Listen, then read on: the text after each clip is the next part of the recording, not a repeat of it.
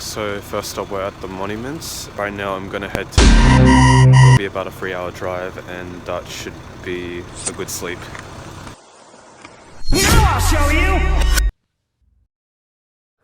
I awkwardly stared over at the Arch of Reunification, symbolizing the dream of a unified Korea built in 2001, the gateway to the nearest border town you'll see later. This is a pit stop.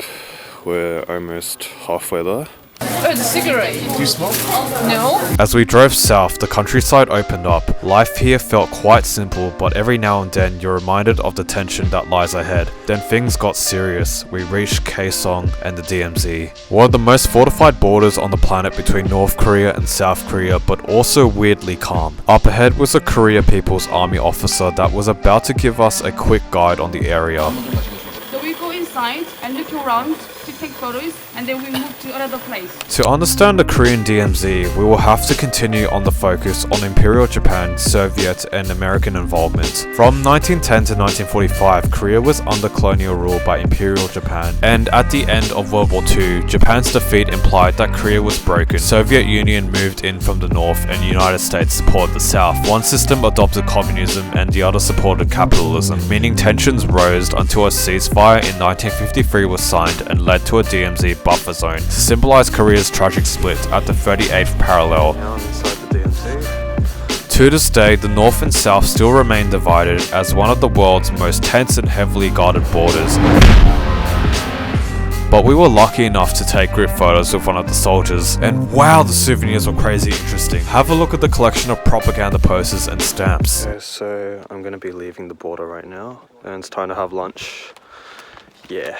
Before lunch, we got to tick off the famous Koryo Museum, an incredible repository of history and culture from one of Korea's most significant dynasties, the Koryo dynasty, from 918 to 1392. It was during this time that the foundations of Korean culture, art, and technology were firmly established. I bet you didn't know the Koryo period used Chinese characters, setting the stage for the creation of Hangul, Korea's modern script. The artifacts from the Koryo dynasty was famous for its stunning celadon pottery, Buddhist treasures, and ancient text. As I kept walking through the museum, I noticed the Buddhism influence and the impact it had on Koryo period until the real impact of the Korean War. Wild to say, but what was more wild was that we had the option to try local Kaesong delicacy. So is this the meat?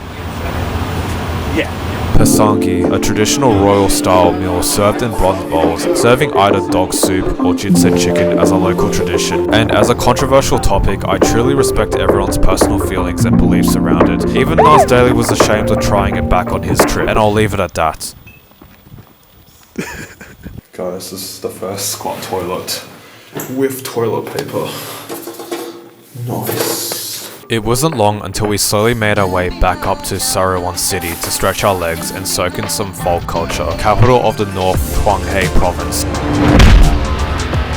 To see more of ancient North Korean life, we climbed up to the hilltop pavilion to reward ourselves the panoramic view of the city below, revealing a mix of colourful apartment blocks and surrounding countryside. The lucky thing was that since we were not in Pyongyang anymore, some of the rules no longer applied to us, getting to walk a little further without the guides, freely taking photos of whatever we could. But as it was a rare chance to enjoy the open air of North Korea without the huge presence of military soldiers, the whole tour was almost coming to a close. Down below, we were about to meet the famous couple that were known for making the local rice wine known as makgeolli. That looks nice.